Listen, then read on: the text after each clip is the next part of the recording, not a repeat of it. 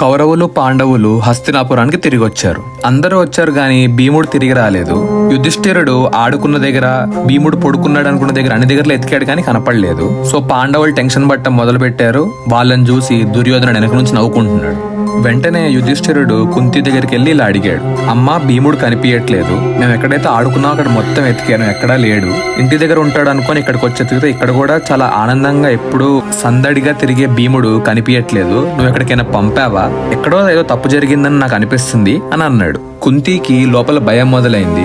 అయినా పిల్లలతో ధైర్యంగా ఇలా చెప్పింది, భీముడైతే ఇక్కడికి రాలేదు, కానీ మీరు బాధపడుతూ కూర్చుండిపోకండి, ఎక్కడున్నాడో అందరు కలిసి వెతకడం మొదలు పెట్టండి అని చెప్పింది. అలా వాళ్ళకి చెప్పి విదురుడితో మాట్లాడటానికి వెళ్ళి ఇలా అంది, కుమారా భీముడు కనిపించట్లేదు, ఆడుకోవడానికి వెళ్ళిన వాడు తిరిగి రాలేదు, మనందరికీ తెలుసు దుర్యోధనుడు ఎట్లాంటి వాడో, అతనే ఆడుకోవడానికి అని చెప్పి అందరినీ తీసుకెళ్లాడు, తిరిగి వచ్చేటప్పుడు భీముడు కనిపించట్లేదు, అతనే నా కొడుకుని ఏదైనా చేశాడని నాకు చాలా గట్టి డౌట్ ఉంది, ఆ డౌట్ నన్ను లోపల కాల్ చేస్తుంది, ఇప్పుడు నేను ఏం చెయ్యాలి అని అడిగింది.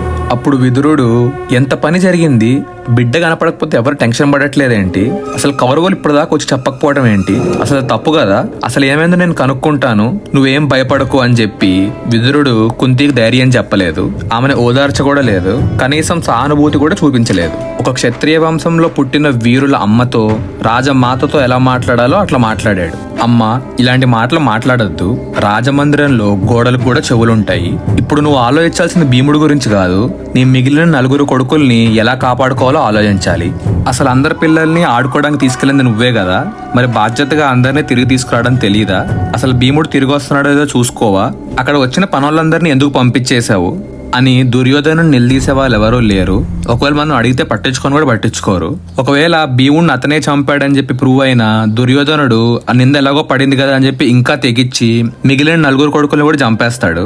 అయినా వ్యాస మహర్షి నీ కొడుకుల గురించి ముందే చెప్పాడు, వీళ్ళందరూ చాలా ఏళ్ళు బతుకుతారు, ఫుల్ లైఫ్ స్పాన్ బతుకుతారు అని.